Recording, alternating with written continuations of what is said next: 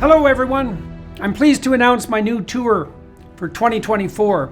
Beginning in early February and running through June, Tammy and I and an assortment of special guests are going to visit 51 cities in the US. You can find out more information about this on my website, jordanbpeterson.com, as well as accessing all relevant ticketing information. I'm going to use the tour to walk through some of the ideas I've been working on in my forthcoming book, out November 2024, We Who Wrestle with God. I'm looking forward to this. I'm thrilled to be able to do it again, and I'll be pleased to see all of you again soon.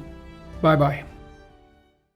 That's an ancient connection in the tradition, to connect Job and Jesus. And he is associated appropriately with Job, because what Jesus takes on is precisely that. Because it's not just suffering, it's suffering that's undeserved, or at least, for the most part, undeserved. And you as a therapist, I have a priest, we've met Job a number of times. I mean, I know I have in my pastoral work, people that are in that kind of suffering.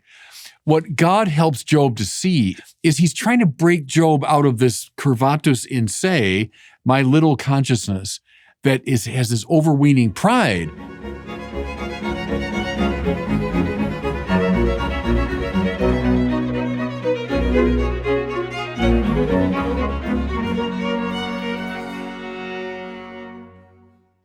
Hello everybody. I had the pleasure today of speaking with Bishop Robert Barron. And I've spoken with Bishop Barron a number of times before, sometimes with John Vervaeke, sometimes with Jonathan Pajot, sometimes alone, in all sorts of different places, including Rome. We've developed a good relationship, and he's a very interesting religious thinker in my estimation. He's contending with the core meanings of the narratives that sit at the base of our culture, and that, for better or worse, sometimes both, unite us fundamentally and most profoundly for better. We talked today about, I suppose, it's something approximating the undeniable reality of the divine or the sacred. Even by definition, we tried to lay out a mode of conceptualizing the proposition that there is a highest and uniting value, which what would you say, allegiance to that highest and eternal value is something like faith. It's something like covenant. It's something like the proper aim of life. It's something like the proper aim of life insofar as your life is meaningful and generous and productive. All of that by definition.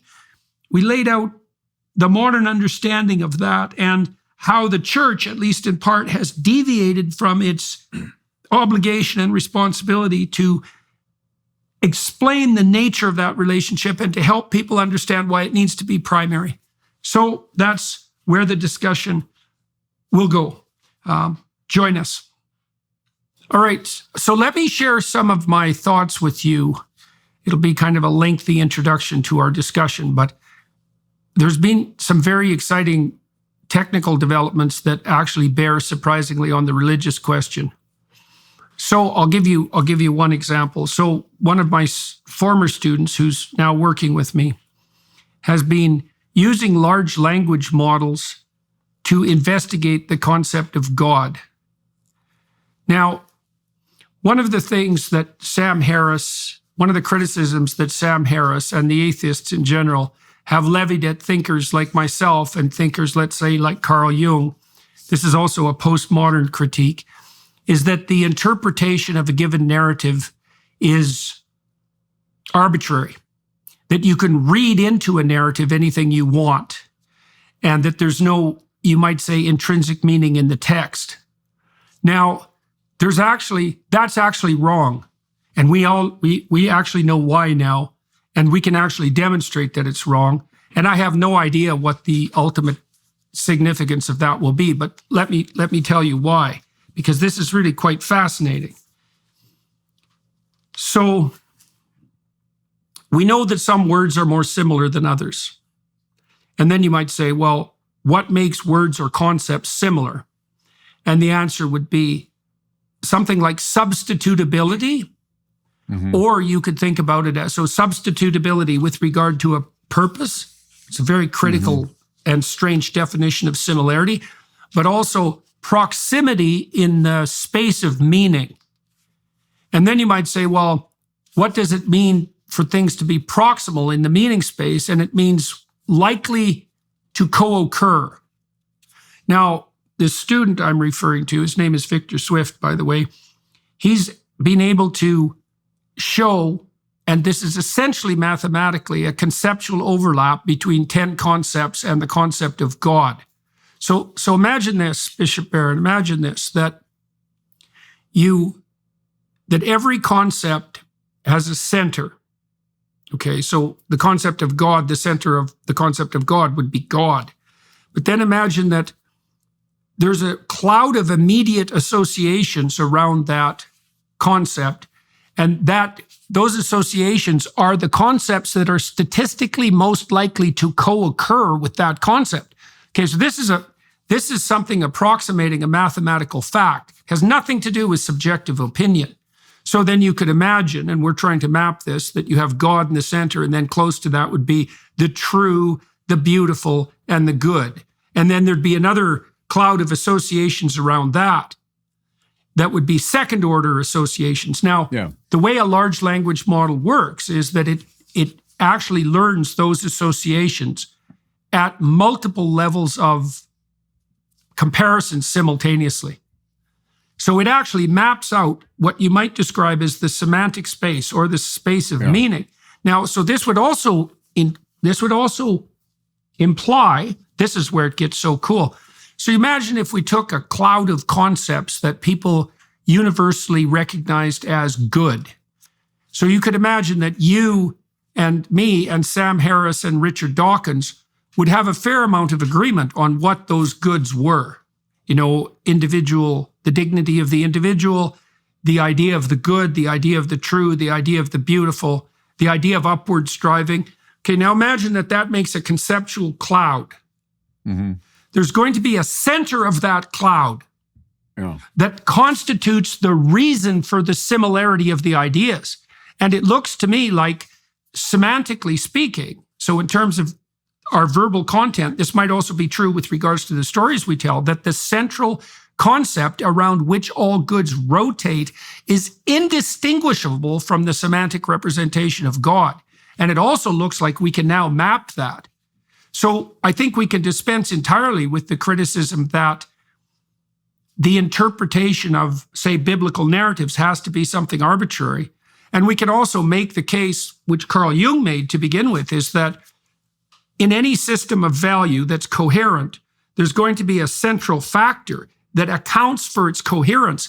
And it's certainly the case, it's highly probable that that's indistinguishable from the concept of God. That's how it looks. And so that's so cool because we're starting to be able to use this technology to dispense with opinion. So, Jung said, God, called or uncalled, God is present. Right, God is there. Now, right. And I don't remember who he derived that from, but that was what he had carved on his castle at Bollingen. But that's the same idea, right? That implicit in a semantic landscape is the central concept of the highest ideal. That's kind of like the summum bonum. So I'm just wondering, what you might be thinking about in relationship to that possibility. Yeah, there's so much there. There's questions of hermeneutics and questions of metaphysics and questions of psychology and that. I'm against the postmoderns who want to unravel the self, first of all. There's no really coherent self that does this judging and analyzing. There's also, they want to unravel metaphysics. And what you're arguing there in a more sort of semantic way is that there is a coherence to the self, there is a coherence to the metaphysical structure of the real. So to use an example of God, yes, we would say that God is not a being, but being itself. So the famous answer given to Moses, right? Ego sum qui sum, I am who I am. Moses is asking, what kind of being are you? He's trying to put God in categorical terms. And the answer there is so important because that makes all the difference when it comes to understanding religious language, is if we follow Moses and his question, we will inevitably end up in atheism.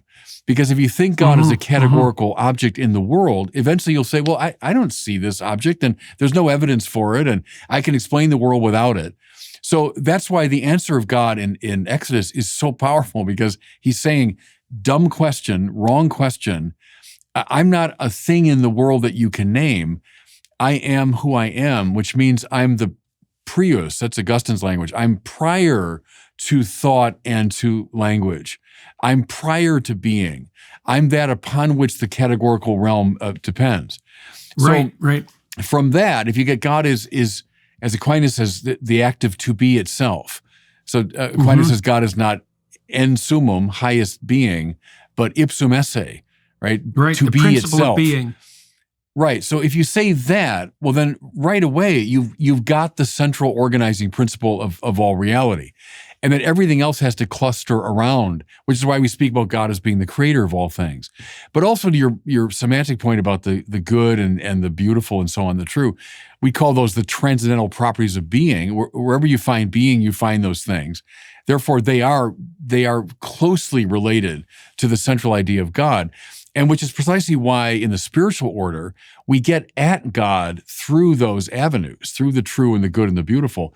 It's, there's our friend James Joyce, when you see the beautiful girl off the beach and you take in her beauty, what that leads you to, as Stephen Dedalus says, is, oh, heavenly God, So that's the Platonic path that Joyce, so that's the clustering of those ideas tightly around God.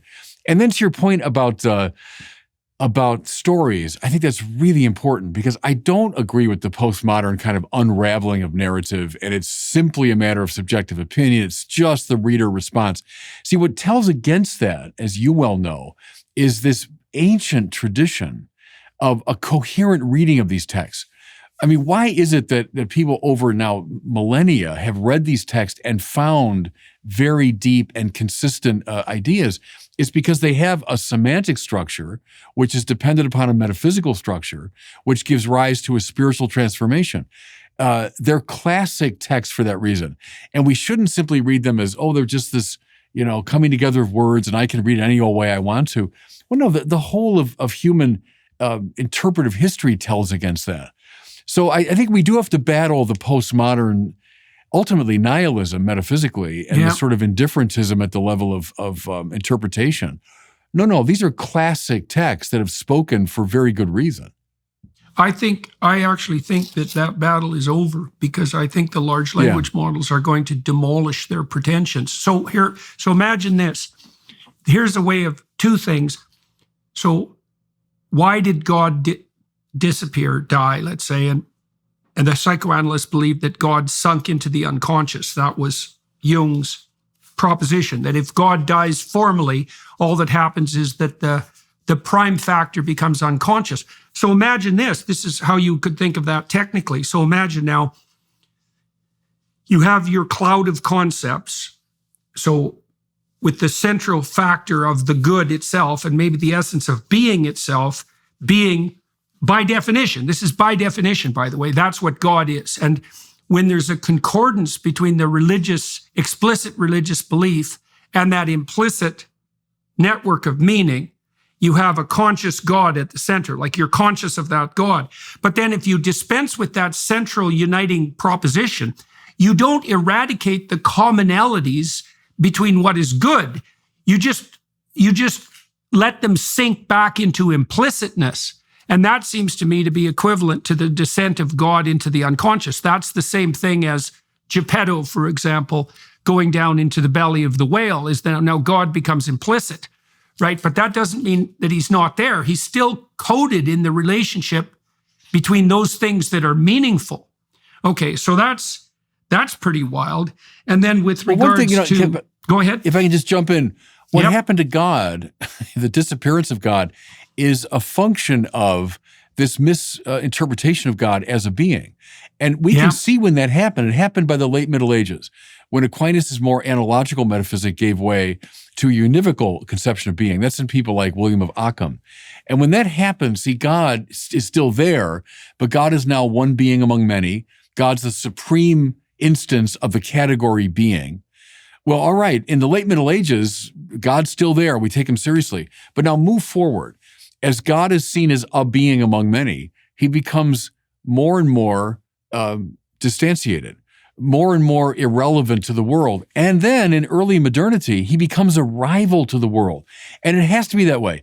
If you and I we're sort of plotted on the same mathematical grid, we're going to be to some degree over and against each other. We'll be battling for the same space. So God and humanity are on the same grid, both beings, one's smaller, one's bigger, but they're of course going to come into conflict. Now, read a lot of the early moderns that way. Then keep going, and you come right up to the atheists who finally say, look, I've had it with this being. I don't want this big being interfering with my freedom and my self-definition. Now you've got Jean-Paul Sartre, right? If God exists, I can't be free. But I am free. Therefore, God doesn't exist. That, I would argue, is in the mind of almost every teenager in the West today, that idea. God is a rival to my freedom. But you know this, how repugnant all of that is to the Bible. Right? In fact, this morning in my office, so as a priest, I pray the Liturgy of the Hours every day, and we had the passage from Isaiah, and it says this, Lord, you have accomplished all we have done. It's a little line, but it'll take your breath away if you get it. Lord, you have accomplished all we have done. We've done it, but you accomplished it. The implication there is God is not a rival to our thought or to our action or our achievement. In fact, the glory of God is a human being fully alive, as St. Irenaeus said. See, that's what modernity begins to have a problem with. And when you follow that trajectory, you get all the way right to the atheists who say, well, I don't want this big being interfering with my life and my accomplishment. And then we'll go back to something we've both talked about a lot, the burning bush, right? Which is on fire, but not consumed. And that's a biblical imagination. When God comes close to the world is luminous and beautiful, compelling, and it's not consumed. It's not destroyed by the divine proximity. So that's the biblical idea that was compromised by the late Middle Ages, became exaggerated in the modern period, and then comes to full fruition with the atheists. So whether it's Feuerbach or Sam Harris, it's a very similar problem. And they're not getting, seems to me, the biblical understanding of the non-competitiveness of God with the world. But that comes from this idea of God as to be itself, not a being. Right, right. I think all of that's the deep metaphysical background for what we're dealing with today. Yeah. Okay, so let's go. I want to go two places with that. I want to investigate the burning bush more, and I want to talk about the fall. Yeah. And it's okay. So with regard to the burning bush, so I've been working on this new book, We Who Wrestle with God, and I've been trying to map out the semantic space. I think that's a reasonable way of thinking about it. Now, it's not only semantic, because it's also the space of the imagination, and it's also the space of the cultural traditions that unite us. Because the monotheistic hypothesis is something like there's an underlying unity rather than a diversity or a plurality, and that will make itself manifest at the behavioral, at the level of the imaginative, and at the level of the semantic simultaneously, right? And there's going to be, this is also why the postmodernists are wrong, because they think meaning is only encoded in the semantic space, and that's not true. Like a story is not precisely semantic like a parable, because it draws on the power of the image as well as on the power of the word. And those images are related to behaviors. Okay, in any case, what seems to happen in the burning bush story, so imagine this, is that Moses is attracted by something calls to him. Okay, and so that's like a beckoning or a promise. Now, the way that works neurophysiologically is that we're always looking for things that beckon and call as indicators of the path to treasure. Even bees do this, by the way. Like, this is very, very deeply embedded inside living creatures. And so there'll be things that call to us now and attract our attention and pull us off our current path, which is exactly what happens to Moses. And this happens to him near Mount Sinai, which is the connection between the earthly and the divine. The two dimensions, right? And exactly, this vertical dimension. And so Moses pursues this thing that glimmers and gleams and compels him, and he pursues it right to the bottom. And as he gets closer and closer to the core concept, let's say, so that would be the core idea in this web of meaning, he starts to understand that he's on sacred ground. Right. So then he becomes even more humble. He lessens himself more. Exactly. Because the shoes, I always think the shoes mean you're in command. If you have shoes on, you can walk anywhere you want to go. And if it's rocky soil or it's an incline, whatever, you can walk. You take your shoes off, you're much more vulnerable and you're much more humble. You have to be. You can also feel the ground better, you know, and you can imagine that as you're approaching the sacred, you don't want to have anything between you and the sacred because you want to feel out where you're going. Okay, Yes, and that only happens through humility. And humus, right? You're close to the earth. So humility is not like, it's not like degradation. It's this getting close to the earth. And if you got your shoes on in that kind of aggressive sense of I'm going to go and look and I'm going to examine, you're not humble enough to get in touch with the sacred. When did we decide to stop upholding free speech as a basic right? It doesn't matter what your politics are or who you voted for. Everyone should have the right to express themselves freely. Sadly, the big tech monopoly has instead opted for silencing tactics and censorship. To fight back against big tech's control of the internet, I use ExpressVPN. Have you ever wondered how free-to-access tech giants make all their money? By tracking your searches, video history, and everything you click on, they build a profile of you and then sell it off to the highest bidder. When you use the ExpressVPN app on your computer or phone, the software hides your IP address from third parties. That makes your activity more difficult for companies to trace and sell to advertisers and helps keep your online presence more anonymous. ExpressVPN encrypts 100% of your network data to protect you from eavesdroppers and cyber criminals. So let's stop allowing big tech to revoke our rights to free speech. Why not revoke their right to your data instead? Secure your internet with the VPN I trust for online protection. Visit expressvpn.com/Jordan. That's expressvpn.com/Jordan for 3 extra months free. expressvpn.com/Jordan. Right. Well, you can imagine that it has to be the antithesis of pride because pride is perhaps the cardinal sin. I mean, it vies with resentment and deceit, I would say, but it's certainly up there. Okay, so Moses allows himself to be transformed and compelled in this interaction with what calls to him.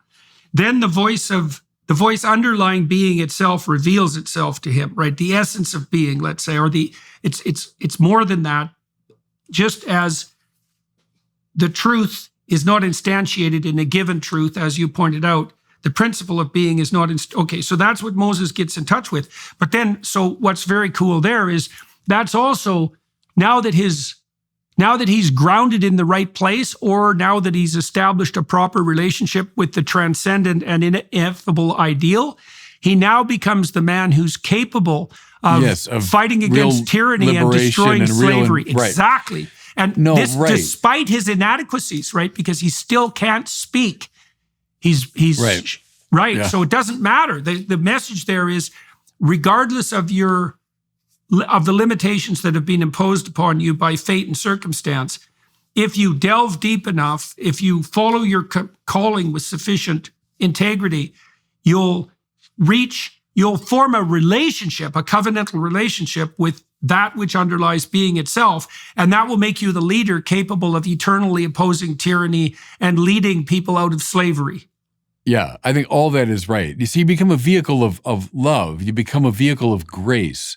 If you open yourself to the transcendent mystery, you open yourself to God, and the ego has stopped its blockage.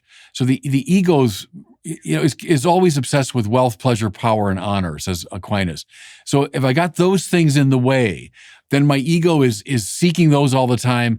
And they're not bad in themselves, but they're not the summum bonum. And so when I seek all that stuff and I become addicted to them, then I block others' access to the sacred through me. So I become a block to the sacred rather than a vehicle for it. The saints are those who, have taken off their shoes. They know they're on holy ground. They understand, they've come to understand, and then God can act through them. And now Isaiah again, you have accomplished all we have done. That happens when you're in touch with the sacred. As long as God is construed as a competitive supreme being, that language makes no sense. I'd have to say, no, look, Lord, I'm going to do it. I'm going to accomplish it. And, thanks for your inspiration, but I'll keep you at a distance. Or at the limit, no, I want you out of the picture completely. I'm going to do it. But a religious consciousness, that's the revaluation of all values that Nietzsche spoke of. And he said that we should do that, right? That we should take onto ourselves the right and even the responsibility of creating our own values. So let me ask you about this then in regard to that. So when God is laying out the rights of human beings in the garden, and please correct me if you think I've got anything wrong here theologically. Okay, so God basically says to Adam and Eve, now that the garden has been created, that they can utilize the resources of the garden as they see fit, except for one thing. They can't eat of the tree of the knowledge of good and evil. Okay, so now I've been thinking through that. What does that mean? Well, I think it means the same thing as taking to yourself the ability to make any moral claim that you want, so that now you become the supreme master of the moral as such. Okay, now what Satan offers Eve, this is so interesting because the serpent is affiliated with Satan, and Satan is the spirit of the intellect that wants to overthrow God. It wants to put itself in the highest place. So it's something like intellectual pretension. And what the serpent offers Eve, he says this directly, is you'll become as gods, knowing good and evil. And the knowing means master of. You can take to yourself the right to be the master of what's good and evil. Okay, now I would say when people do that, they bite off more than they can chew.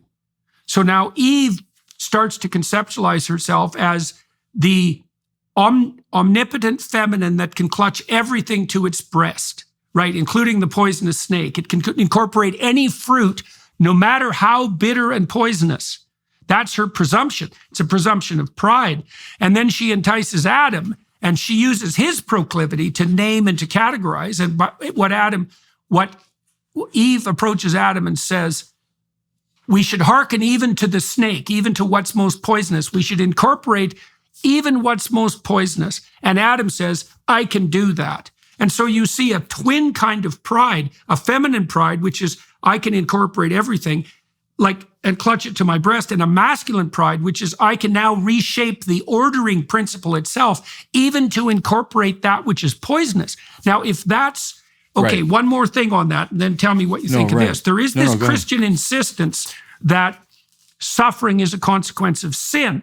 And that's a weird one because death and deterioration seem in some ways to be built into the structure of existence. But it's an open question how much our tendency to overreach pridefully is the consequence of our continual suffering, right? Because we certainly know that when we suffer, especially when we suffer unbearably, it's often because we've taken upon ourselves more than we have the right to do. We've exceeded our domain of competence. And I think the fall story is exactly illustrating this modern proclivity that we have now, that Nietzsche put forward as a moral command, that we have to become the source of all value. Now, if it is the case that value itself is encoded in the structure of being, which is certainly the case semantically and seems to be the case in the realm of the imagination, then we literally cannot take to ourselves the right to transvalue and establish all values without ceasing to be human, which is another inference of the story, right? Because that implicit moral order, there's no difference between that implicit moral order and being human. They're the same thing. Yes. No, we could talk all day about this, of course, but to your very first point, I think it's very important to point out that the great permission precedes the prohibition. So eat of all the trees. See, and the church fathers read that as God's desire that we flourish. There's this view that, Christians are hung up on sin, and especially sexual sin, and God is just, surveying us like Kim Jong-un, and, we live in a totalitarian. Come on.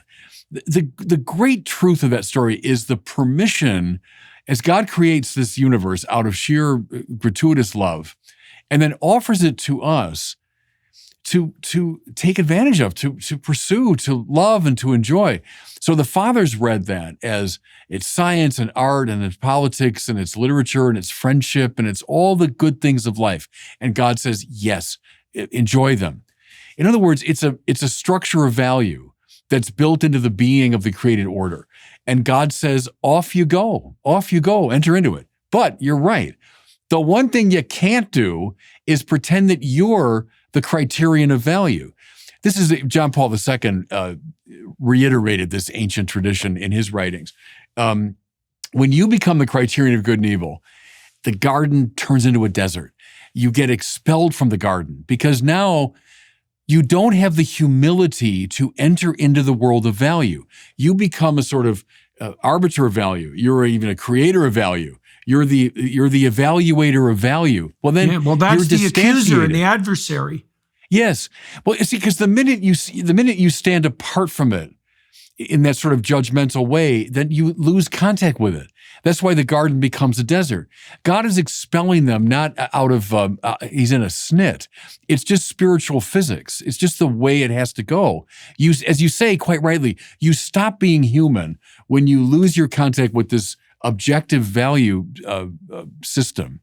And you become the criterion of value because essentially you have made yourself into God.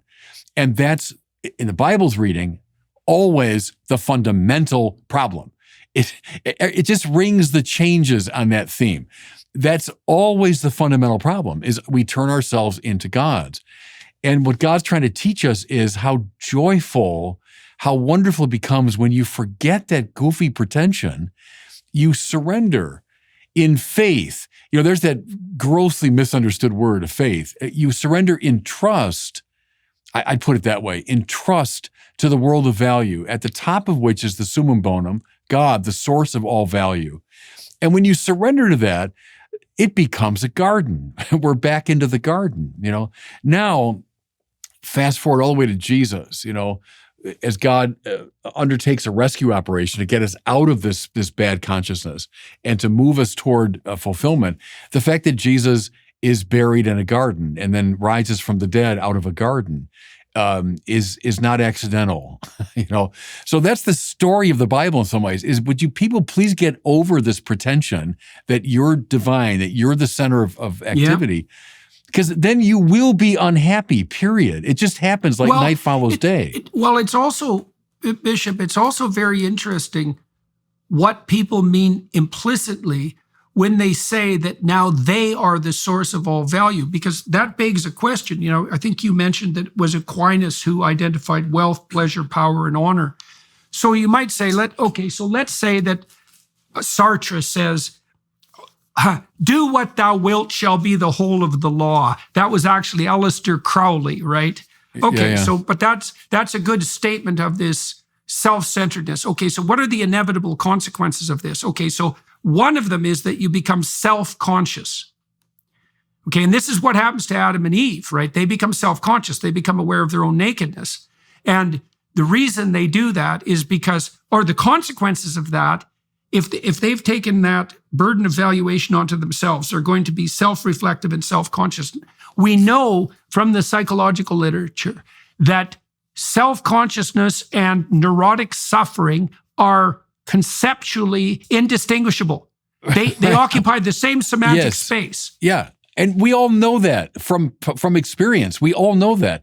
That's Augustine, when you're curvatus in se, you've turned in on yourself. Yeah. That's his definition of sin. But I would say of unhappiness. Yeah. The ipso facto, you're unhappy. And the best moments of life, we all know this, are when we're least self-conscious, when we're lost in a conversation. That's when we're walking with God.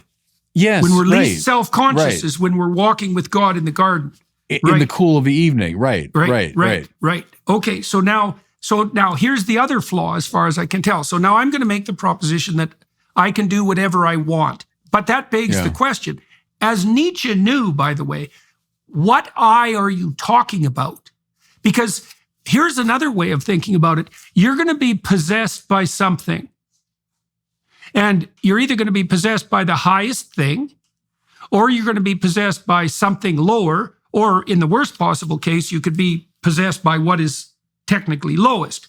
But that's the range of options. You're going to be possessed by something. Now, why would I say possessed? Well, it's partly because you're socialized. So, okay, now, if the center fragments, so I think it fragments first into sex and power.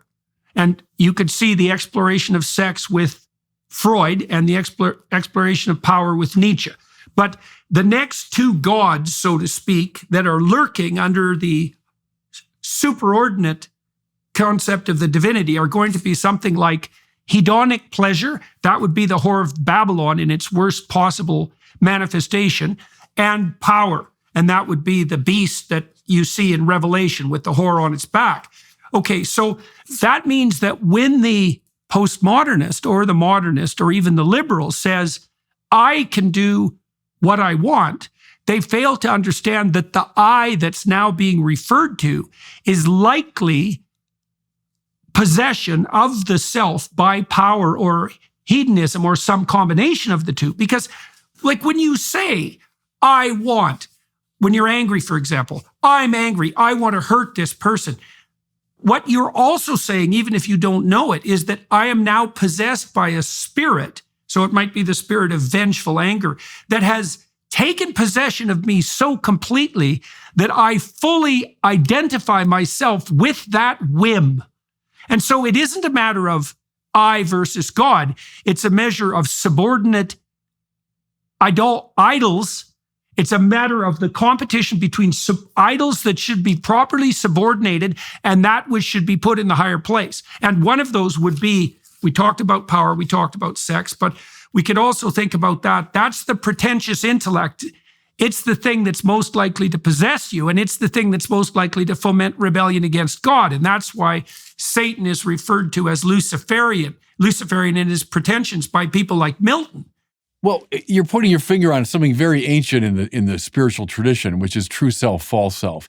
And you go right back to St. Paul. When Paul says, casually enough, it's no longer I who live, it's Christ who lives in me. Now, notice how like Isaiah that is, right? You have accomplished all we have done. You look at Paul's letters, you'd never get the sense that Paul has somehow lost his personality. I mean, Paul's personality is on every page of his letters. He's palpable, right? But he can still say, it's no longer I, the old self, who live. It's Christ who lives in me. And that doesn't mean Christ has kicked me out. No, I'm like a burning bush now. I'm on fire, but I'm not consumed. So it's the false self has given way to the true self. And that's the heart of the spiritual tradition, is when Jesus says, metanoiete, and it's these opening speech in the Gospel of Mark, and we say repent, fair enough as a translation, but literally meta nous, go beyond the mind you have.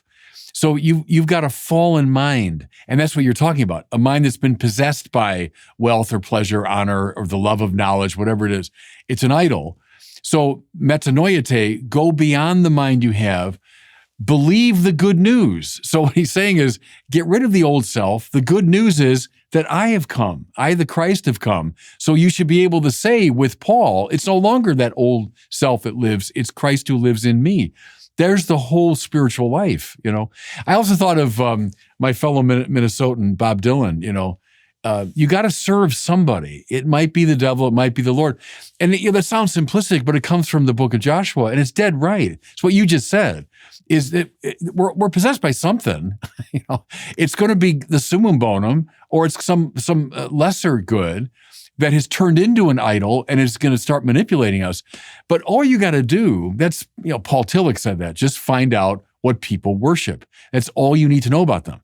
The rest will follow. So you got to serve somebody. So when you meet a person and they're suffering, you're, as a psychologist, I as a priest over the years, you deal with people who are suffering. I always found that's a super illuminating question. Try to figure out, okay, what are you worshiping? There's something that's the center of gravity. If it's not right. God, it's going to cause you. That's that implicit God. Well, that's what you do when you go to a movie, man, is you try to infer the aim of the protagonist. And basically by inferring the aim, you're inferring the central theme around which the entire personality rotates. And there is no difference between that and understanding. Those are the same thing. Okay, so as I said, I've been writing this book, walking through the biblical corpus. And so once Adam and Eve are thrown out of the garden, you have this situation where they have to work, right? They're condemned to work and to slog away, let's say. And so work becomes integral to adaptation. Now, and that begs a further question, which is, well, what is the best possible work? What is the greatest possible work? Now, as far as I can tell, there's no difference between sacrifice and work. They're isomorphic concepts. And the reason for that is that here's a definition of work, and you tell me what you think about this. So work is the sacrifice of the present to the future. To the future, yeah. Right. Now, if you're doing it optimally, it would be the integration of the present and the future. But if it's work, it's the sacrifice. Okay, so then the next question is, okay, what should you best sacrifice? What's the sacrifice that is most pleasing to God? Well, the thing we see happening in the biblical corpus is that's exactly the center concern of the next story. Because the story, exactly. Yeah. And so these are two patterns of sacrifice, proper and improper, right? Bitter and resentful versus upward looking and faithful, let's say. Okay, and the sacrifice of Cain is motivated by Cain's willingness to allow himself to be possessed by the spirit of bitterness and resentment, because that's what God calls him out on. Okay, so now we could say the rest of the Bible is an attempt to work out the definition of the highest form of sacrifice. Now you see that being played with across a whole array of great stories. That's the stories of the prophets' lives, let's say, and the encoding of the lessons of their lives in the law. But then you have, okay, now that sort of culminates in some ways with the story of Job, right? Because Job and the pattern of sacrifice that's exemplified by Job. Okay, so what happens to Job is that almost all the unjust suffering of the world is laid on his shoulders. Mm-hmm. Yeah. Okay, and what Job says, and please correct me if I'm wrong, what Job says, so and Job is suffering so much and so unjustly that his wife comes to him and says, the only thing left for you is to curse, shake your fist at God and die. Right. Mrs. And Job says, one of the great figures in the Bible. Exactly, Mrs. exactly. Job. And she's upset by what's happening to him and can't see a way out. Now, Job says, no, but she's right. She's the voice of so many today who they resent God. Absolutely, man. Absolutely. Just curse God and die. I mean, who needs all this transcendent nonsense? Exactly. Right. Exactly. Yeah. Exactly. Well, or the whole bloody game, like that's Goethe's Mephistopheles. It's like suffering. Yeah. The world is so rife with suffering. It would be better if the whole game just ceased. Right. That'd be the antinatalists. Right. Well, curse it's a powerful argument. Curse God and die. Okay, but Job says, no, I refuse to do that, and I refuse to do it on principle. I'm going to assume. So this is a statement of faith. I am not going to abandon my faith in the essential goodness of being, regardless of the proximal evidence. And I'm not going to curse myself finally, because although I'm not a perfect man, I am a good man. And so I'm not going to say that everything that's happened to me I deserve in some causal manner.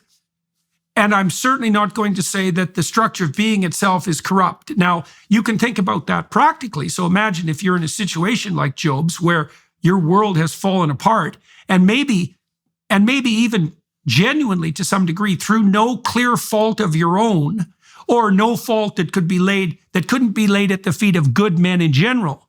What's your best strategy? Well, I can tell you as a clinician, if you take your suffering and you allow that to be transformed into a resentful bitterness, there's no limit to the amount of hell you can turn anything into. Right. You'll deepen your suffering. Right. You multiply it immensely. Yeah. Whereas if you're suffering and you still strive to find good in that, and you still maintain your faith in the essential goodness of being, then instantly that ameliorates your suffering to some degree. It puts you in the best possible position to deal with it, but it also helps you embody like this supreme metaphysical claim. Okay, so now let's take that one step further. So I think you see the full flowering of this in the story of Christ. And I mean this technically, because so the question is, what sacrifice is most acceptable to God? So what works best across all possible situations and places? And Christ embodies the spirit of the sacrifice of what's lesser about the self, regardless of circumstance. So because his story is an ultimate tragedy, right? Because he has to face betrayal, tyranny, the collapse of his friendships, a humiliating death in front of his mother. Like, it is the concatenation of all the potential dimensions of suffering that is outlined to some degree in Job. And Christ's example is that you establish a firm relationship with good despite all that. You continue to aim up in love and truth despite all that. And by doing so, you simultaneously transform and transcend all that, and that's the proper model for the highest form of being. My suspicions are that pattern of voluntary self-sacrifice, which is also key to therapeutic transformation, I suspect that pattern is isomorphic with the good that lies at the center of the network of conceptions of good. And I think that's what the biblical revelation is that there is no difference between the Son and the Father. That would be how you would conceptualize that notion in religious terms, is that if the Spirit of Yahweh was properly embodied in a human soul, then it would be that spirit, it would be the spirit of voluntary self-sacrifice as the proper offering to God that would prevail. And then I would say further, okay, let's think about this as practically and, what would you say, realistically as possible. We know this in the therapeutic realm. The best pathway forward is to face the things that challenge, confront, and threaten you voluntarily, right? We know that is transformative. We know that improves people's mental health. We know that it makes them braver. What you do with the person in therapy is you find out what obstacles are standing in their way, stopping them and making them bitter.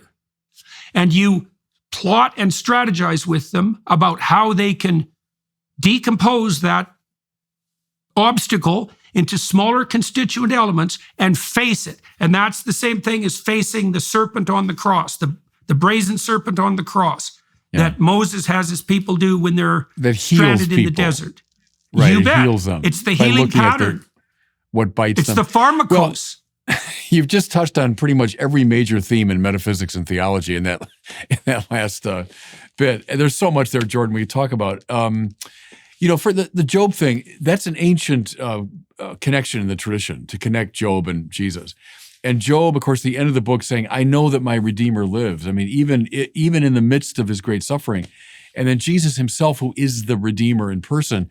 And he is associated appropriately with Job because what Jesus takes on is precisely that.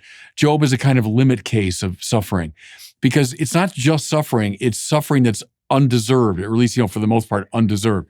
Exactly. So it's all of that. And you as a therapist, I have a priest, we've met Job a number of times. I mean, I know I have in my pastoral work, people that are in that kind of suffering. Metaphysically speaking, at the heart of it seems to me, is this claim that being and good are always more fundamental than evil. And that's because evil is best characterized as a privatio, right? It's a privation of the good. So evil is always parasitic upon the good, which means no matter how intrusive it is, and no matter how kind of bold it is, it's parasitic.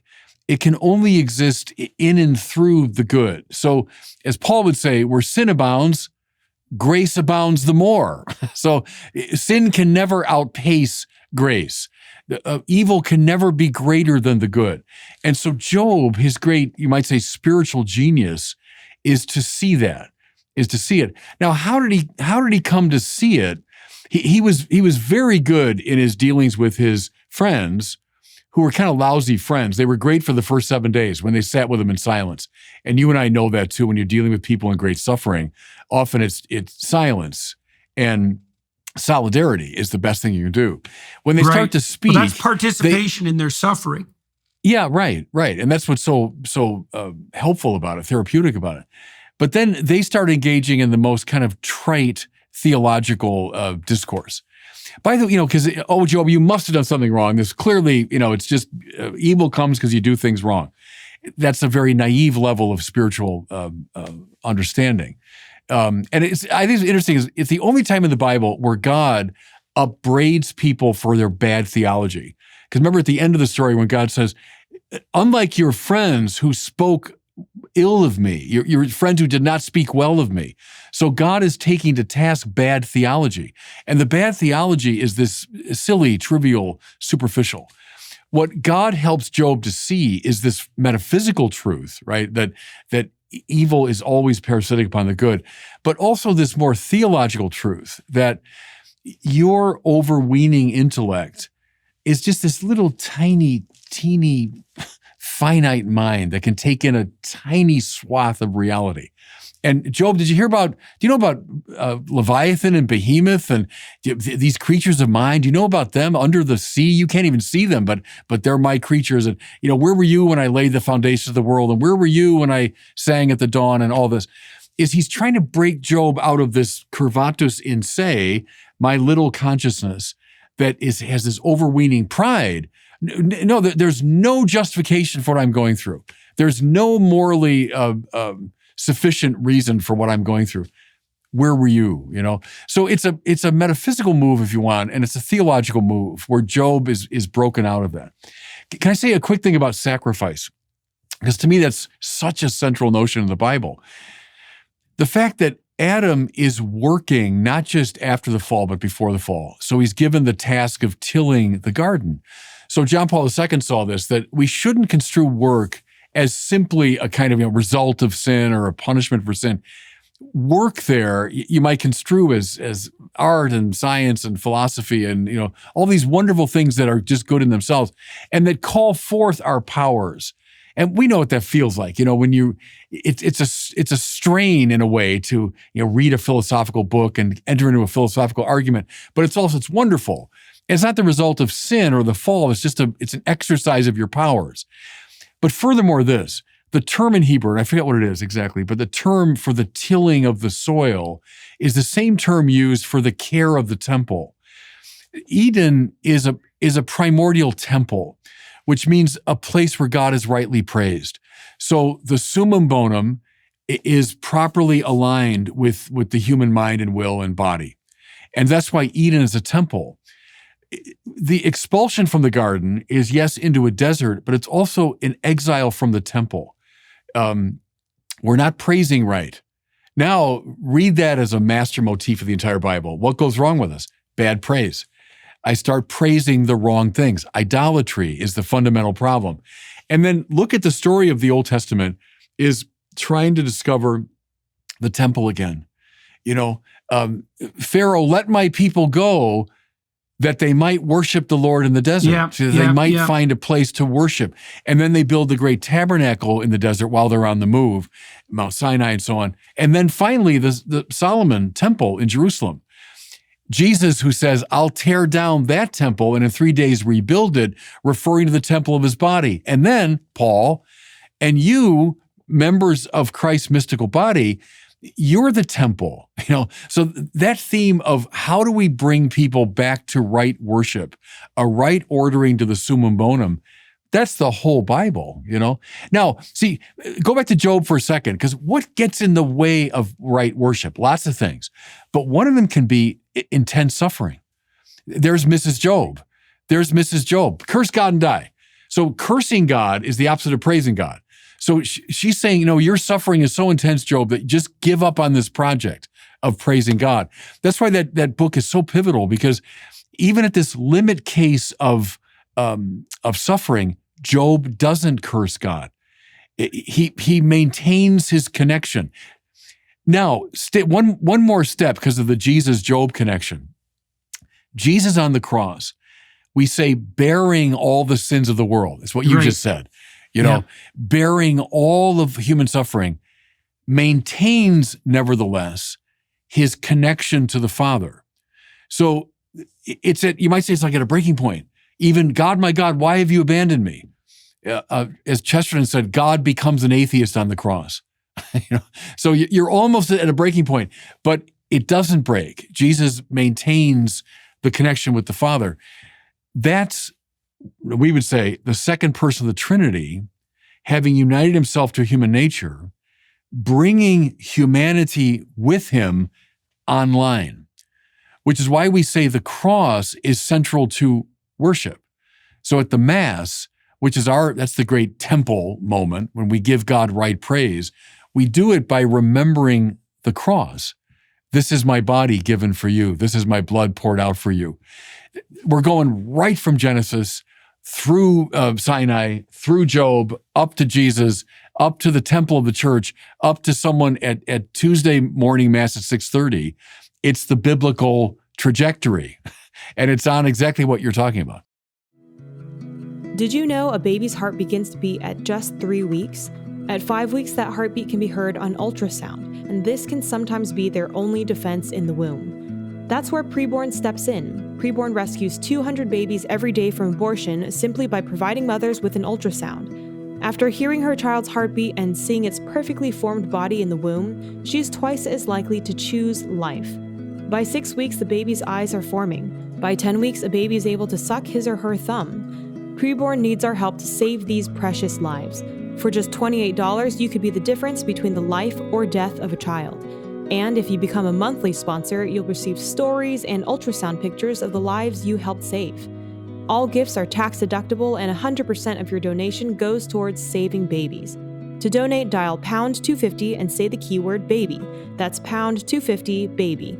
Or go to preborn.com/Jordan. That's preborn.com/Jordan. Okay. So a couple of thoughts associated with that. So the first thing I would say is work properly done. So that would be in the garden, unself-consciously, motivated by covenant with the highest good. That becomes play. Yeah, good. Right, but I even mean that technically. Like, yes, yeah. So imagine there is a form of work that allows you not to sacrifice the present to the future, but to align it perfectly. Okay, I think that's signaled by the emergence of the spirit of play. So the kingdom of God is the garden in which mankind can eternally play.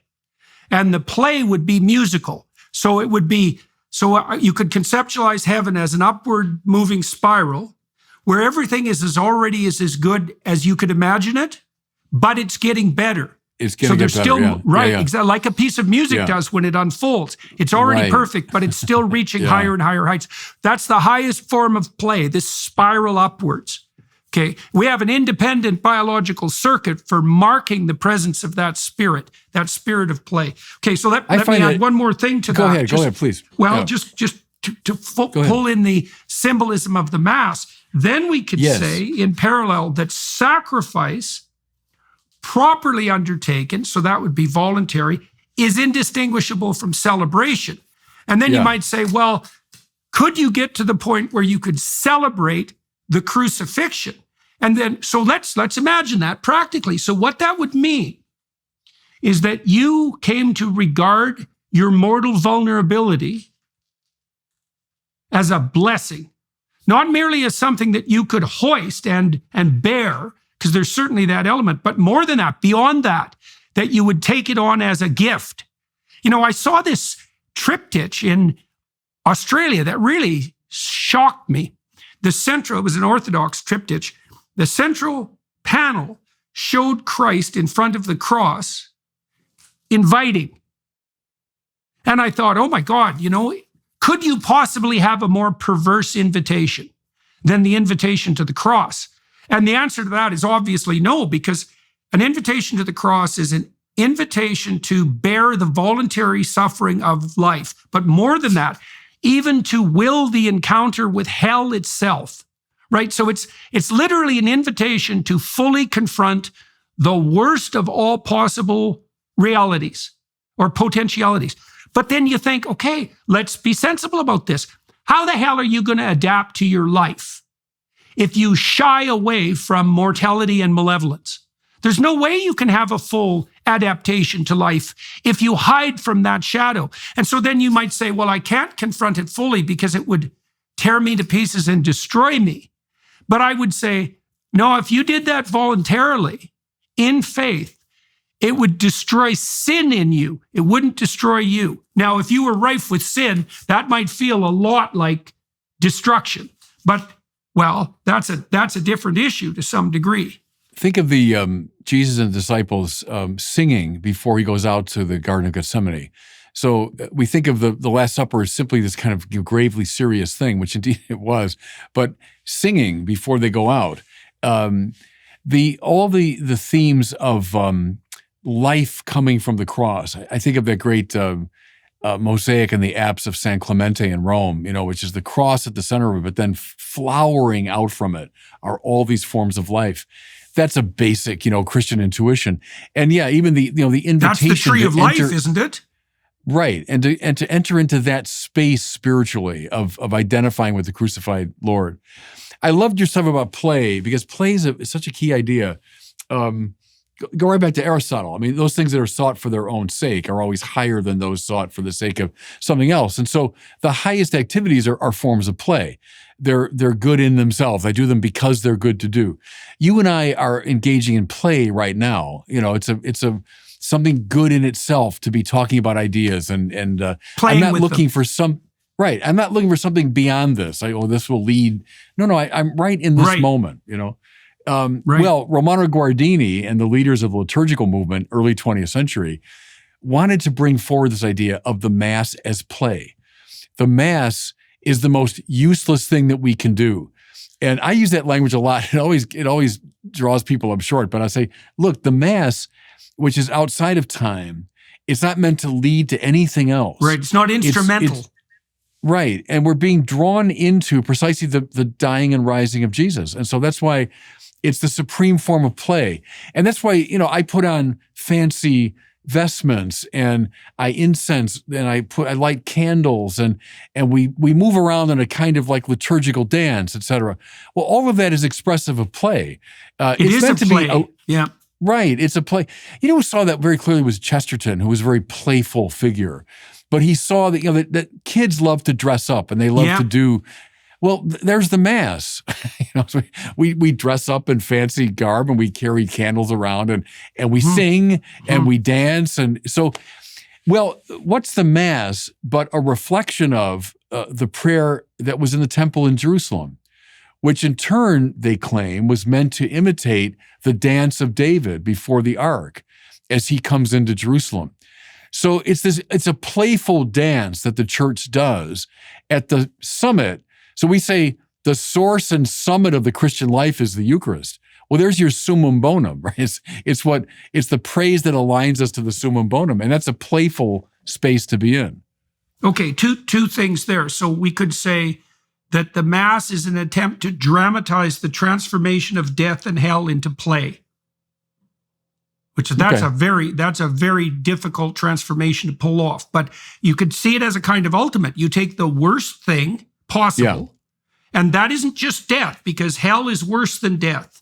And if you don't understand that, you're kind of a fool. And people might say, well, what's your proof of that? And I would say, well, most people who are traumatized, so shattered, they're shattered by an encounter with malevolence, not an encounter with tragedy. Right. So it's tragedy beyond just is bad something enough. bad happened. It's exactly. It's right. It's sort of like purposeless bad, or worse, intentional bad, right? So there are levels that are worse than death. Okay, now you could take death and hell, as sort of exemplars of what is most unbearable, and you could transform them. Like the ultimate alchemical endeavor would be to transform those into play. That's the same as finding the gold of most value, the pearl of the highest price that the worst possible dragon guards. It's the same thing. So there's that. Now, you talked about concentration on the moment. Okay, so this is how the Sermon on the Mount looks to me. Tell me what you think about this. We're going to discuss this in our gospel seminar that's coming up in April. All right, so essentially what Christ does in the Sermon on the Mount is he says, orient yourself so that you are acting out your covenant with God in all matters. So that has to be first and foremost in your structure of attention. So that would be, I'm here to serve whatever is highest. And that would include my willingness to even transform what I conceptualize as the highest as I learn. But that's my goal. So our goal in this conversation, let's say to the degree that we're doing that truly, is that we're doing nothing but trying to pursue the truth. And we're trying to do that in the spirit of whatever's highest. We want to foster life more abundant, let's say. We want to rectify suffering to the degree that that's possible. And we're inquiring in how to do that. Okay, so first of all, you set your aim. And the proper aim is the highest aim, always. Okay, now once you do that, and that's aligned with the desire to treat other people as you would like to be treated, right? So that's part of that. And that's that iterative altruism. That's part of that structure of aiming highest. Okay, so then the next thing that Christ implies is that sufficient unto the day. And so what that would mean is that if you aim properly at the highest, then you can now focus all your attention with faith and productivity on exactly what's happening right now.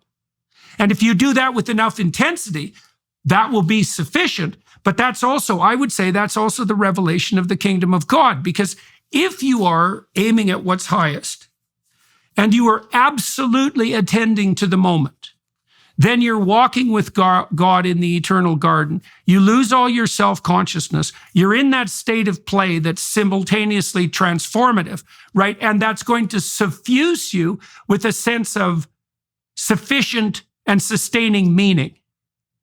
And I think that's, by the way, I think just this might be of some interest to you. I think we actually know how that all operates now at a neurophysiological level. Like, I actually think that the neuroscience and these theological concepts have converged. So, and I've talked to a number of neuroscientists about this, not quite as explicitly as we're doing, but like, it's certainly the case that our primary positive emotion system, mediated by dopamine, let's say, that's a treasure-seeking system. Yeah. And it's definitely the case that we feel the most positive emotion when we see progress towards the highest possible goal. Yeah. That's literally how it works. Yeah, and there's so much we could say about the sermon, of course, and I agree with those instincts, Jordan, very much. I think of, it's on a mountain, so there you've got Eden was a mountain because we know the rivers flow out from it. Sinai's a mountain, Calvary's a mountain, Mount Tabor's a mountain. So it's a sermon on the mount. So, and he's a new Moses. Point. Right. It's where heaven and earth meet, and he's the new Moses, the new lawgiver. But what strikes me about it, as I read Aquinas on the sermon, is the four things he identified as the blocks to the flow of grace: wealth, pleasure, power, honor. They're all taken on in the Beatitudes, So if wealth is your problem, how lucky you are. And the Greek there, makarios is the word, and we say blessed or happy, but they say you could even translate it as lucky. How lucky you are if you're poor, or poor in spirit is in Matthew's version. You might say how lucky you are if you're not addicted to wealth. So, wealth leads you down a path toward addiction. And when you follow that path, then you block the flow of grace. If pleasure is your problem, well, how lucky you are if you mourn. So it's not a masochistic thing. It's saying how happy you are if you're not addicted to good feelings. Because sometimes, as you say, following the summum bonum means you will not have good feelings at all. Just the contrary. So how lucky you are if you're not so addicted to that you block the flow of grace. Let's say power is your hang-up. Well, how blessed are the meek? How blessed are those without any particular power? Well, read it as how lucky you are if you're not addicted to power, because power is extraordinarily powerful addiction. So how lucky you are. And then honor. If honor is your hang-up, well, how lucky you are when people hate you and prescribe your name. Revile you. Well, in other words, how lucky you are if you're not addicted to honor. Because sometimes following the summum bonum means you're not going to be honored. Well, then once those four blocks those four blocks are out of the way, then the rest follow. How blessed are the pure of heart. That means my heart's not divided. I'm not following this and that, and what's my summum bonum? Well, today it's this. No, I'm pure. I'm single-hearted. Integrated, single-minded, right? Single-hearted. And that's the old Kierkegaard, the saint, someone who wants one thing, who desires one thing, right? Right. So the single-hearted. How blessed are the peacemakers, because you'll become a maker of peace. The minute you get rid of these blocks and grace flows through you, you will become instead of a servant of power. Yeah, you'll become actually a peacemaker. Why am I blanking on the other ones? Blessed are the single. Blessed are those who hunger and thirst for righteousness. That's the same thing. Is what do you hunger and thirst for? Well, wealth, pleasure, honor, or righteousness. I hunger for the one thing is to do the will of God, right? So the Beatitudes set up the basic dynamics, and then the rest of the sermon, I think, reveal kind of what that life begins to look like. So to love, will the good of the other. Okay. What's the ultimate test? Because if you're hooked on, you've gotten rid of your addictions, at least to some degree, and you found purity of heart, you're going to be attached to the summum bonum, whose name is love. That's what God is. God is love. So now you have to live utterly aligned to love. What's the ultimate test of that? Love your enemies, because the enemy is someone who's not going to will your good in return. Because the great temptation is, I will be kind to you or just to you or whatever, that you will be kind and just to me. So then I'm just caught in the ego game, in a more subtle form. But if I love my enemy, then I'm proving I'm willing the good of the other as other, So all the turn the other cheek and the go the extra mile and love your enemies. And then this will turn into, life increasing in you 30, 60, and 100-fold, because you're hooked onto the source of life. You're in what I've called the loop of grace. As you receive grace, you give it as a gift, because grace only exists as a gift. That's part of that upward spiral. Yeah. No, and I love that, because that's very close to the mystics when they talk about heaven.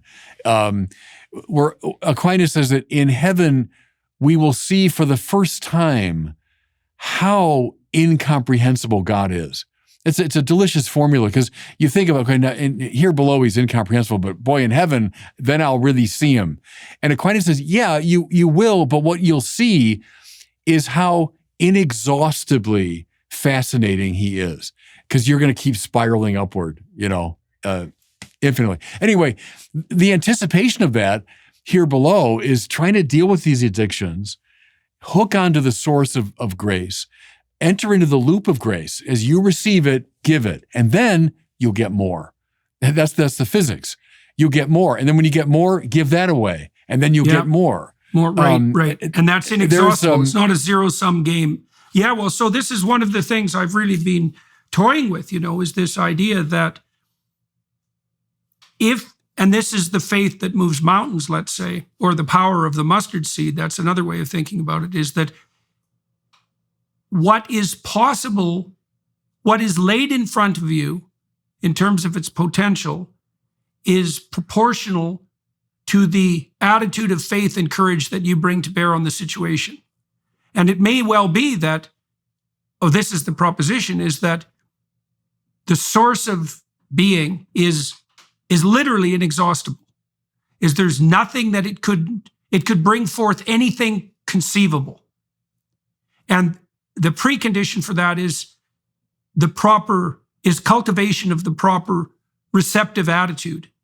So now we could look at how sophisticated this is too. Let's take wealth, for example. So one way of conceptualizing wealth is as an evil in itself. Maybe that's associated with the victimizer narrative and the evils of capitalism. But that isn't what happens in the Gospels, because when Christ goes after the rich young man, he asks him a bunch of questions before he tells him he has to sell everything. He says, first of all, the young man says, well, I'm miserable and I don't know why. And Christ says, okay, well, let's diagnose this. Are you abiding by the principles of Moses? And the young man says, well, yeah, I'm actually pretty good at that. I honor my mother and my father. I abide by the ideal rules. And they continue that analysis until Christ's final revelation is something like, well, look, you're doing a lot of things right, apparently, but you're still miserable. And what that means is that the life you've set out for yourself isn't working for you. It's not in accordance with the needs of your soul. And so what you may have to do is to dispense with all of your privilege and your security and the opportunity of your wealth, because it looks like it's interfering with your potential allegiance to an even higher good. And that makes the young man, I guess his countenance falls in some ways, right? He's shocked by the idea that in order to follow Christ, to enter the true kingdom of heaven, that he would have to sacrifice everything he owns. And all the disciples say, well, if that's the cost of getting into heaven, then, no one's going to pay it. But But the thing is, it's not a critique of wealth in and of itself. It's a critique of the worship of wealth as a substitute for the divine. Right now, you see that even more subtly, I think, in the parable of the unjust steward. Because, and tell me if you think I've got this right or wrong, but basically what Christ tells the unjust steward who does some shady machinations to increase his wealth, he says something like, the children of darkness are in some ways wiser than the children of light. And what he's implying there is that not only is wealth or abundance not an evil in and of itself, but if you pursue that diligently, that's better than no diligent pursuit as well at all. And that dedicated pursuit could produce in you the discipline that could be then used for a higher aim. Right. And so you can't just casually dispense with the economic realm, let's say, and supplant and substitute for that the spiritual.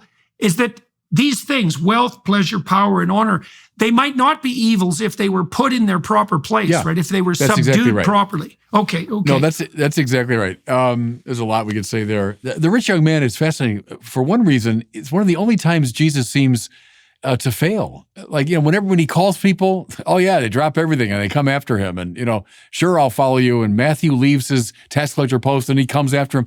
Well, the rich young man receives this extraordinary invitation from Jesus. I mean, just leave your wealth behind and come after me. And he doesn't do it, which to me is a witness to how extraordinarily powerful the grip was on him. Here's John Paul II's reading on that. He takes him, Luther read him in the Protestant way as, well, he thinks he's following the commandments, but I mean, no one can follow the commandments. We're all hopeless, so that's why we all need grace, But John Paul, in a more Catholic way, said, no, I take the kid at his word, that he's a seeker, and you're right, that his life is miserable. And so he's coming to the source of good teacher. And the Lord even said, why do you call me good? Only God is good. But, good teacher, what must I do to be saved? Well, I'll take him at his word. He wants to be saved, healed, right? He wants to be healed. He's knocking. Right, he is. And so Jesus says, as a good Jew, all right, are you following the commandments of Moses? Which I would construe there as the fundamentals and preambles of love. So you're going to be a person of love in line with God. Well, of course, you can't be killing people and you can't be stealing things from people. You can't be raping and you can't be, committing adultery. And these are like fundamental violations of love. Okay. And the kid says, and I'll believe him, I've kept all these since my youth. All right, fair enough. So you've done the basics, but now you're ready for some high octane spirituality. And what Jesus clearly intuits is your big problem is you're carrying your wealth around like this terrible burden. It's an enormous block to the flow of grace. And so if you're ready for the serious stuff, sell all you've got, give it to the poor and come follow me and you'll have treasure in heaven. And he's not willing to do it, which witnesses to the power of that in that kid's life. And I've known people like that they really do want joy. They really do want God. And they're not bad people. They're doing the basic things, right? They're not raping and stealing and killing, but there's some block that's so big, and it might be one of the other three. They're addicted to pleasure or to honor, and they can't let go of it. And that's all the spiritual masters will use that kind of language, is find out what that thing is you're carrying around. You got to get rid of it. Right. Well, that's the sacrifice of the thing you most love. That's also why Christ says in the Gospels that unless you're willing to forsake your mother, your father, like everything, you can't follow me. And it's a matter of prioritization. People get that wrong all the time, and I love the treatment of Abraham, the sacrifice, the Akedah, right, the binding of Isaac. Oh my goodness, what a terrible father, and God making that horrific demand, and who could believe this old nonsense? And I would have that guy arrested. And come on, it's people that they're just opaque to the spiritual meaning of these stories. The Bible is so edgy; it's such an edgy book, and it doesn't compromise. So Isaac, good, yes, it's your son, and he's the bearer of the promise, and he's all of that. He's great. I love Isaac. And God says to Abraham, Isaac, yes, your son, whom you love, yeah. So just that we're really clear on how good Isaac is. Okay, I want you to sacrifice him to me.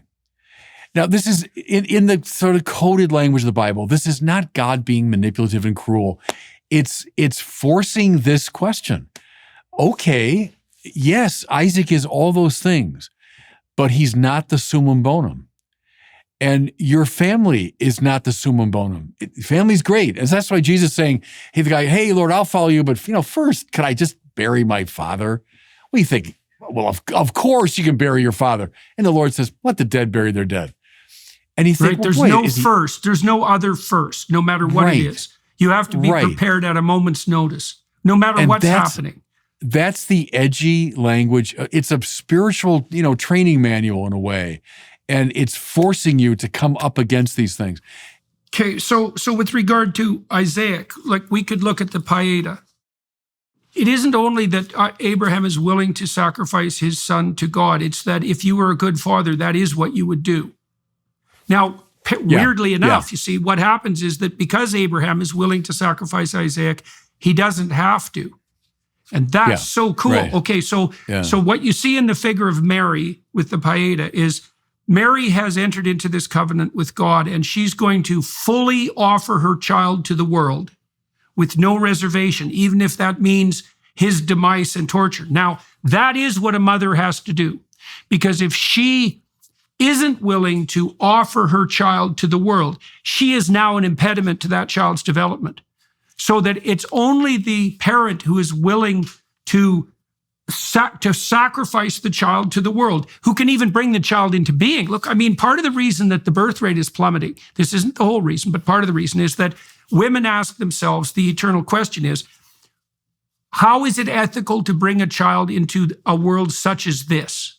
Right, yeah. Right, and they may be doing that locally, say, well, we don't have the security or the wealth to provide what's necessary for the child. But then there's a metaphysical question is, well, given that my child will definitely suffer and encounter evil fully, how dare I presume to play that game with God?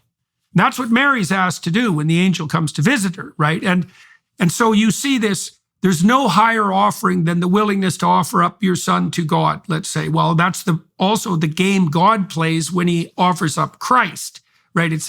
And it does have this element that you described, which is off-putting to begin with. But of course, you have to sacrifice. You have to celebrate the sacrifice of your child to the world. You have to let them go out there and bang up hard against everything.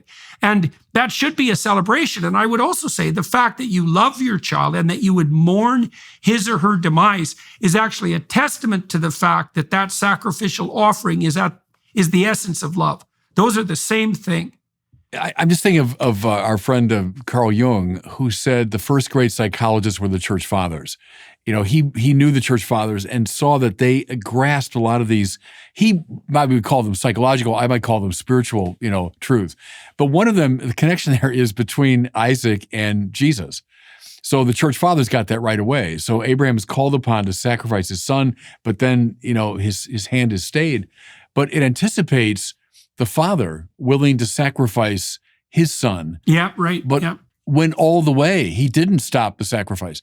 And Isaac bringing the wood of the sacrifice up the hill is an anticipation of Jesus carrying the cross up Calvary. Right. So they saw these connections that are meant to speak the very spiritual truths that we're talking about.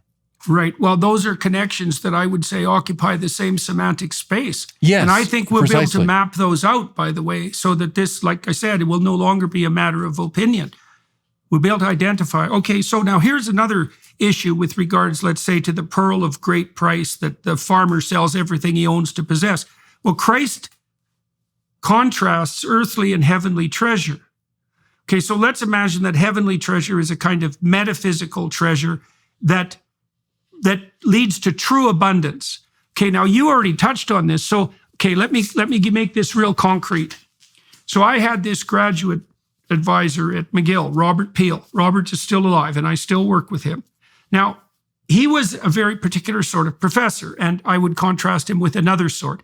So whenever I went and talked to Bob in his office, he always made time for me. He was very generous with his time. All we did was talk about potential research projects and hypotheses. And he was 100% generous with his ideas. Okay, so, and that generosity was manifest to his other students, but also practically speaking. So if you looked at the relationship that Bob had with his graduate students, his students produced a lot of papers, a lot of first authorship papers, many of which were derived from an idea that Bob had planted. But he was 100% committed to the fostering of his students' flourishing. And so we had a blast in his lab because the entire place was set up with the students' future well-being in mind. Now that redounded to his credit because he produced many outstanding students who went off to be professors who had stellar research careers. So it multiplied his effect. But here's something even cooler. So his initial proposition was that ideas, revelations, were to be given away freely. Okay, so let's imagine the consequence of that. So now you and I are talking, and I'm completely unremitting in my willingness to share my ideas with you. Okay, so that's inspiring. Now, what I get back from you is a corresponding enthusiasm. And that's the possession by God for you, because that's what enthusiasm means. But that enthusiasm technically is a form of incentive reward. It's what keeps the conversation flourishing. Now, here's the neurophysiological consequence of that. So imagine that you have a network of living tissue that is capable of generating even scientific ideas. Now, you keep feeding that, you feed it new information and so forth, but when it operates, because you express its contents, its seeds land on fertile ground, and it receives the optimum response, which is rewarding. Okay, that produces a dopaminergic response in you. That's part of the enthusiasm of the Okay, here's what dopamine does. The dopaminergic system monitors the pattern of neurological activation that precedes the receipt of the reward. So imagine that there's a network in me that is operating just before I say something that you respond enthusiastically to. Okay, that enthusiasm triggers a dopaminergic response in me. That makes that system grow. Yeah. That's right. literally what happens. Yeah. It reinforces Yeah. it. So there's a rewarding element of dopamine and a reinforcing element. So what that means technically, in principle, is that the more you give away your ideas, the more unselfish you are in sharing your talents or not hiding your light under a bushel, the more ideas you're going to have. And then one more thing. Then imagine that participating in that now becomes the heavenly treasure. Because now you've tapped into the well that's literally inexhaustible. And that's way better than just security. The other professors, they would shepherd their ideas and, guard them like they were treasures. And they ran out very rapidly. Like their trajectory was downward and closing. And their students didn't thrive because they were stingy about their treasure.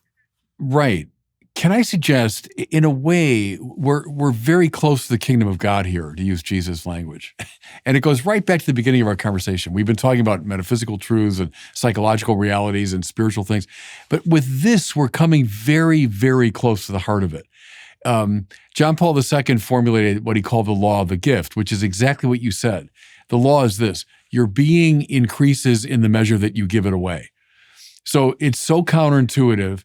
Our sinful world teaches us exactly the opposite all the time, which is why there's so much suffering, spiritual suffering.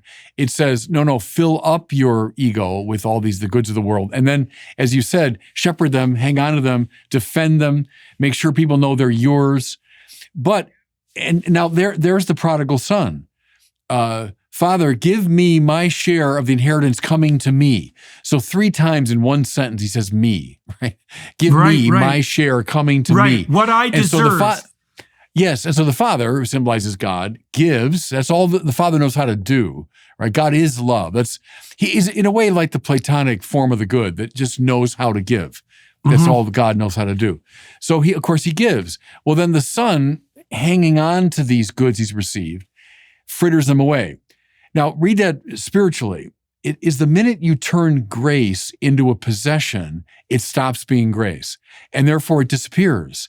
it disappears. Well, that's the danger of that material wealth, right? That's the transformation of the spiritual into the merely material, into what you possess. And then that, even if it was valuable to begin with, that now becomes an impediment to your movement forward because you're going to cling to it.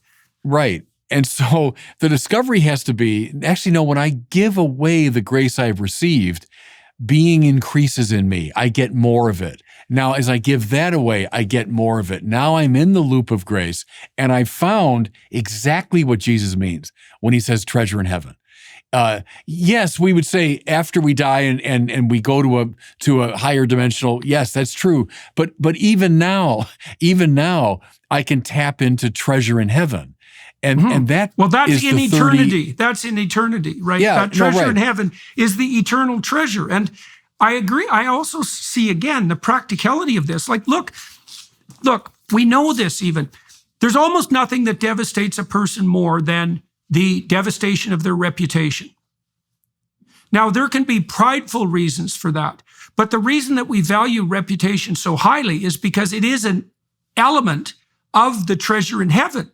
Like, if I have a social support network, if the hearts of the people around me in the broadest sense are filled with goodwill to me because I've been unstintingly generous in my provision of the good that God has granted to me, there is nothing even possible that could best make me more secure and provided with opportunities, because we live in this intensely social surround. I mean, even money itself is nothing but a promissory note predicated in the final analysis on something like reputation.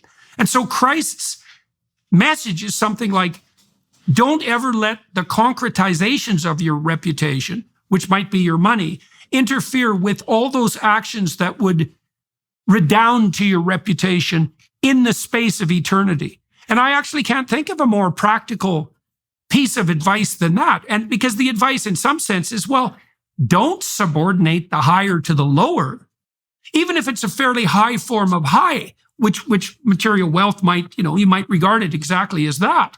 You don't want to sacrifice the source of material wealth to the wealth itself. But it's a tricky game. That's why the spiritual tradition is so insistent on some of these exercises and on the stories that are meant to bring you up against it. So you begin to see, okay, that's what's going on in my life. And yes, I am that rich young man. I am the prodigal son. I am. Right. And they force us into that space because we can talk about it abstractly. And I think I can say I've grasped the principle, but in terms of living the principle, I mean, that's why I go to confession all the time. And that's why, I'm very aware of my limitations and my moral problems, because I need these stories all the time. I need the Mass all the time and, the sacraments all the time. Well, those parables in that story, those and the Mass, those are, okay, first of all, the parables make the semantic imaginal, right? Because they put flesh on the bones. They're like the movie version of the explicit ethic. Right. Okay, well, the advantage to that is that, like, if it's merely a semantic discussion, an abstract discussion, it's difficult to conjure up the appropriate surrounding emotions. But if you place it in a story, then you can embody that and you can participate in the emotional states that the stories are pointing to. It's visceral. Right? Yes. It's visceral. Right. It's embodied. That's very Jewish. It's very biblical. The fact that the Bible has all these truths, but very rarely articulates them in a philosophical way. So the Greek tradition does that, but the Bible, a little bit in the Book of Proverbs and Book of Wisdom, there's some moments when it's got a more philosophical voice, but typically, no, the Bible speaks in narrative language and imagistic language. Yeah, but that's I think probably more accessible to people too, because even, of course, even a simple person can go to a complex movie. Yes. Right now, they may not be able to tell you explicitly afterward. They can't explain the philosophical themes of the movie, but that didn't mean they didn't participate in its transformative they might have capacity. gotten the message without being able to say it. Right. Absolutely. Absolutely. And that's been true absolutely. Over centuries now with the Bible. And even you go to those great churches in Italy where the whole facade of the cathedral is biblical stories and biblical characters. And people learn these moral truths from those works of art. The tragedy now, as again, it's in the hands of very ham-handed people the new atheist types, that, the Bible's, it's Bronze Age mythology. As though I'm judging the truth of something by when it was written. I mean, it's so stupid. It's Aristotle. I don't read him because he's pre-scientific, and I wouldn't read Dante. Give me a break. And these are people that don't understand how these texts are working and the themes that we've been throwing back and forth. But that's where the great spiritual tradition, and look, the brightest people in the West prior to the scientific revolution, this is what they studied. They studied soul doctoring. This is soul doctoring language. Even in the scientific revolution, I mean, Newton's a great example of that. Well, sure. You mean that they were religious themselves, the founders? Absolutely. Well, I don't. Yeah, I actually also right. don't think. I don't believe. By the way, I don't believe that you can be a scientist without being implicitly religious. And here's I why. agree with that too. Well, you have to believe the world is intelligible. Intelligible, right. You have to believe that it's intelligible to a human being so that there's a concordance between its structure and our cognitive capacity. You have to believe that pursuit of that relationship with reality is a good. And that's disputable. Like the story, like Frankenstein stories, for example, are an indication of the fact that, well, the pursuit of knowledge per se isn't necessarily a good. It has to be oriented in the right direction, or it can be terribly dangerous. I don't believe, and I think we're seeing this, by the way, and I think that people like Dawkins are seeing this. And I know that, you may have noticed that Ayaan Hirsi Ali and Neil Ferguson, and to some degree Douglas Murray and Brett Weinstein have all come out publicly in the last month or two saying that they no longer believe that the humanist enterprise can aim at good without being embedded in this underlying imaginal and metaphysical space. Right now, some of them are wrestling with that to some degree more than others. Ayaan and Neil Ferguson, they have converted to Christianity.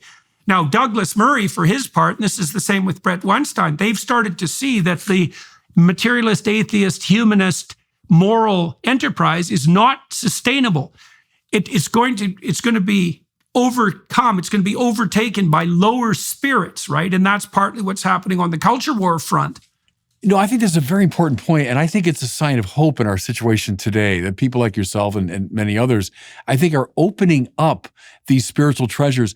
And the churches, God help us, we with the scandals and all that, and people tend to look at the churches as corrupt, and then the Bible, the Bible's old, this old book, and it's bad science and all that. Is that we ourselves stop teaching our tradition effectively, and there are a lot of reasons for that. But there are others today, I think, who are opening up this tradition and helping people see it. And that is enormously important because it's bothered me immensely that the rise of the new atheism and among young people, the dismissal of religion, which is a very dangerous proposition. When you start bracketing these truths, and then you start living in a hyper superficial way, you live in the buffered space, as Charles Taylor puts it. That's very dangerous ground to be on. Yep.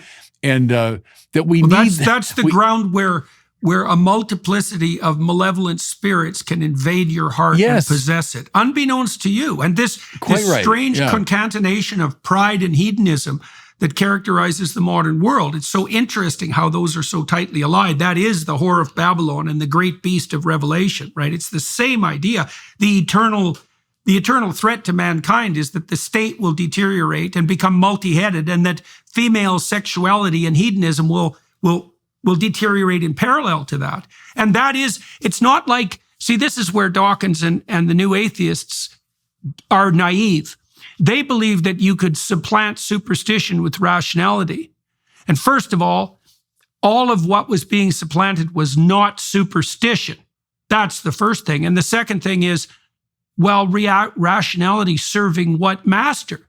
Well, we can serve our own master. It's like, yeah, you can, eh? Good luck with that. Then you're serving Satan. Well, that's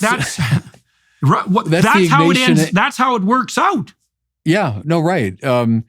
I mentioned Bob Dylan earlier, but you do the Ignatian exercises. At a certain point, you come to this two standards meditation, and it's simply you're meant to imagine two armies. The army of Christ, the army of Satan, and which one are you going to join? And it's as simple as that. And you say, "Oh no, I don't want to join either army." Then you're in Satan's army. I can't decide yet. You're in Satan's army. I'd like to join Christ's army, but I'm not ready. You're in Satan's army. And so Ignatius compels you to the Bob Dylan moment. You got to serve somebody here. Now, it's going to be the devil or the Lord, meaning it's going to be the summum bonum or some simulacrum. There's no other option. Right. There's no third ground. And coming to that point, for Ignatius, that's what the spiritual life is all about, is to bring yourself to that point and make that decision, and then by God, live by it. Live according to that decision. That's an excellent place to stop, sir. And we should stop because we have to have our half-an-hour conversation for the Daily Wire. For everyone watching and listening, you can continue to join us there.